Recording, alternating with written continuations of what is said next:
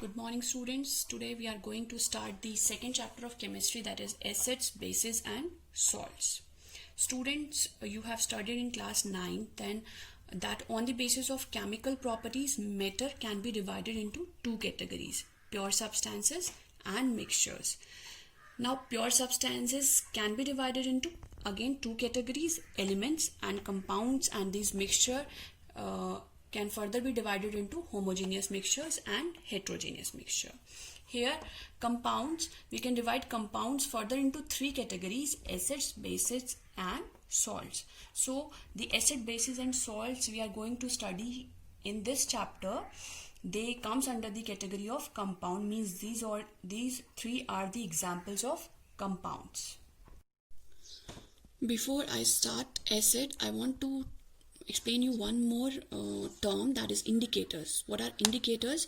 Indicators are basically, they are the substances. They indicate us whether the given substance is acid or base. Means these are the substances that changes color when they are put into an acid or a base.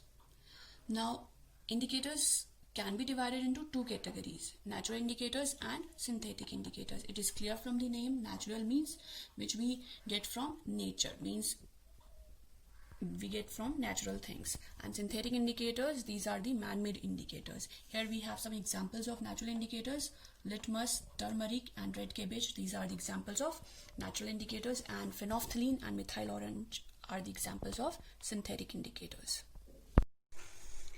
Here I am showing you how indicators show change in color with acids and bases. Here first one is litmus. It is the color of litmus is purple, means it itself is purple in color, and with acid it gives red color, and with base it gives blue color. Second indicator is turmeric. Turmeric, all of you know that it is yellow in color. With acid there is no change in color, means it remains yellow with acid, and with base it gives red color. Third one is red cabbage, which itself is red in color, and with acid there is no change in color, means it remains red, and here in case of base it turns green. Now methyl orange is itself orange in color, and it gives red color with acid, and it gives yellow color with base.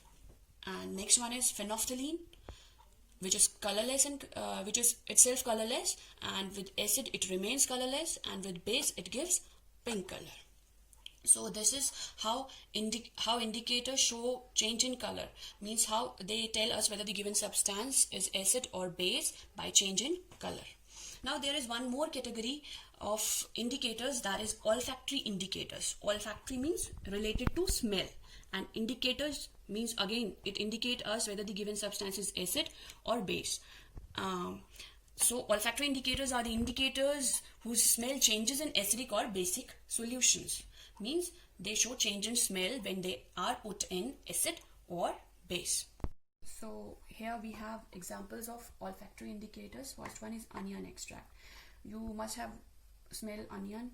It have a particular type of smell, a peculiar smell, and when we add acid to onion extract there is no change in smell, and when it is, means onion extract is added to base, we cannot detect the smell of onion, means it destroy the smell of onion.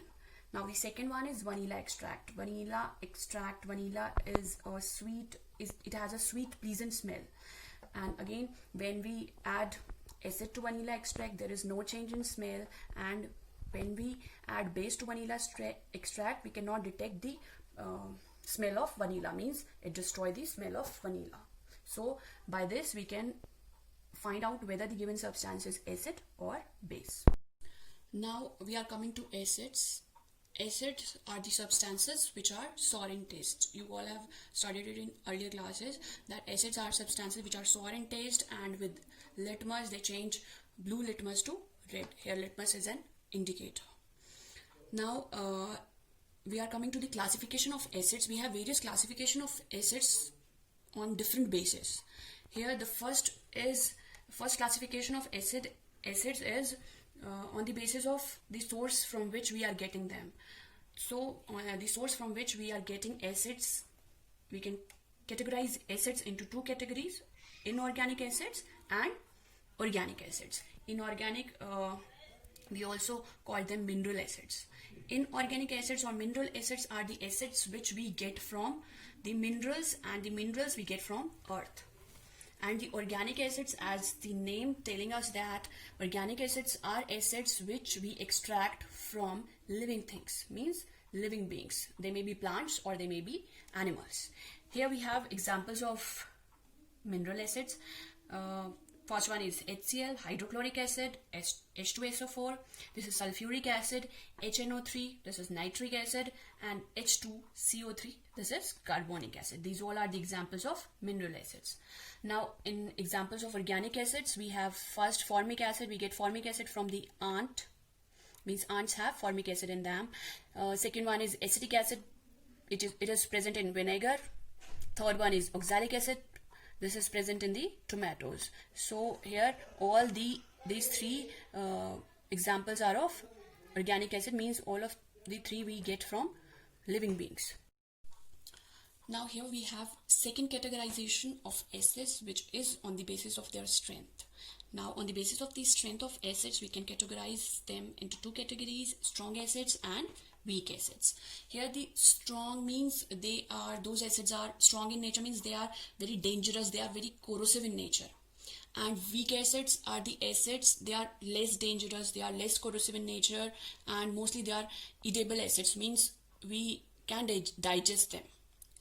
And here we have examples of strong acids: HCl, hydrochloric acid, sulfuric acid, nitric acid. These all are the examples of strong acids. And strong acids are usually mineral acids, but we also have some exceptional cases here, and that is carbonic acid. Carbonic acid is an mineral acid, but it is not strong acid, it is weak acid. So we are using the term usually, means not always, but usually strong acids are mineral acids, and weak acids are usually organic acids, means those which we extract from plants or animals. Okay, now here we have the third categorization. This is on the basis of presence of water in acids. Now on the basis of presence of water in acids, acids can be categorized again into two categories. First one is concentrated acids, and second category is dilute acids. Now concentrated acids means those acids which have less amount of water and more amount of acid in it. And the dilute acids are the acids which contain more amount of water and less amount of acid. And we can change concentrated acid into dilute acid by adding water into it. But the dilution of concentrated acid should always be done by adding concentrated acid to water gradually with stirring, and not by adding water to the concentrated acid. Why so? Because this reaction is an exothermic reaction. It produces a lot of heat. So if we add water to the acid, it may be dangerous. The acid may be spurt out and it may hit our face or skin. But if we add acid to water, the water has the capacity to absorb heat. The water absorbs the heat produced in the reaction, and the reaction is less dangerous in that case.